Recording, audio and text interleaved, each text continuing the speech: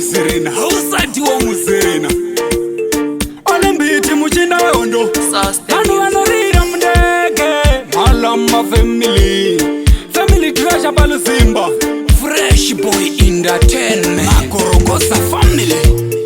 Ndinongona vanondida vasingandidevesa ndine inavo JT ndiri munhu wenyama dzimwe nguva neni ndota dzavo FB ndinongona vanondida vasingandidevesa ndine inavo JT ndiri munhu wenyama dzimwe nguva neni ndota dzavo andikwanise kumanikidza munhu andide kana kubvisa mari yekutenga lavhu ndinongomira nevangu vanondidawo ndivo vanotamba ngoma padzinorira vachindisimbisa vachiti makanyanya ndinomira nemo kunyangwe zvikadii pasina mafanzi hapana dhanzi Fresh Boy Entertainment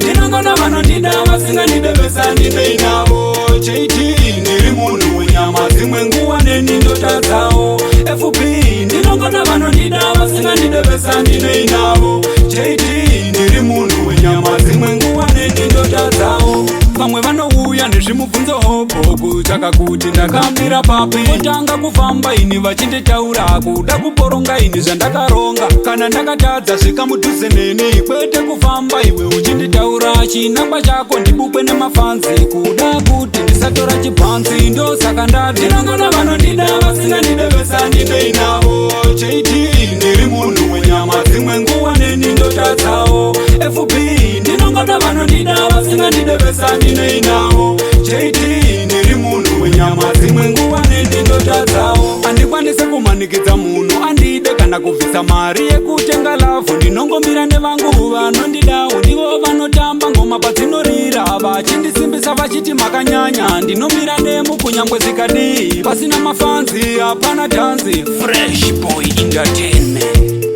ndinongona vanondida vasingandidevesa ndine inavo JT ndiri munhu wenyama dzimwe nguva neni ndota dzavo FB ndinongona vanondida vasingandidevesa ndine inavo JT ndiri munhu wenyama dzimwe nguva neni ndota dzavo vamwe vanouya nezvimubvunzo hopo kutsvaka kuti ndakamira papi kutanga kufamba ini vachinditaura kuda kuporonga ini zvandakaronga kana ndakatadza zvikamudhuze neni kwete kufamba iwe uchinditaura chinangwa chako ndibukwe nemafanzi kuda kuti ndisatora chibhanzi ndosaka ndati ndinongona vanondida vasingandidevesa ndine inavo JT ndiri munhu wenyama dzimwe nguva neni ndota dzavo FB ndinongona vanondida vasingandidevesa ndine inavo JT ndiri munhu wenyama dzimwe nguva neni ndota dzavo